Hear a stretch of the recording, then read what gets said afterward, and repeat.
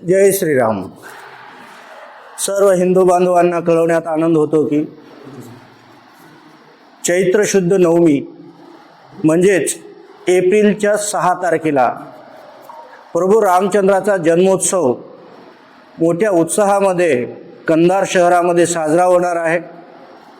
तरी पण सर्व हिंदू बांधवांनी या रामनवमीनिमित्त होणाऱ्या कार्यक्रमासाठी आवर्जून उपस्थिती लाभावे.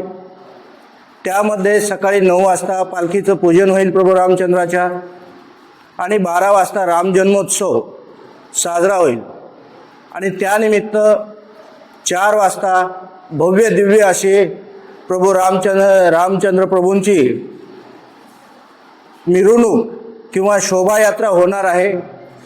त्यासाठी सर्व परिसरातील हिंदू बांधवांनी आवर्जून त्यासाठी उपस्थित राहायचे व त्याचबरोबर सायंकाळी 7 वाजता जेव्हा शोभायात्रा पूर्णतेला प्राप्त होईल तेव्हा त्या ठिकाणी सर्व परिसरातील जे धर्माचारी आहेत यांच्या मुखारविंदातून आपल्याला सर्वांना धर्मसभेचं आयोजन केलेलं आहे. त्यामुळे आपल्याला हिंदू धर्मातील तत्त्वे मूल्य व काय हिंदू धर्माचं रोजनिशी आहे याची माहिती सर्व धर्माचार्यांकडून भेटणार आहे, आव्हान होणार आहे.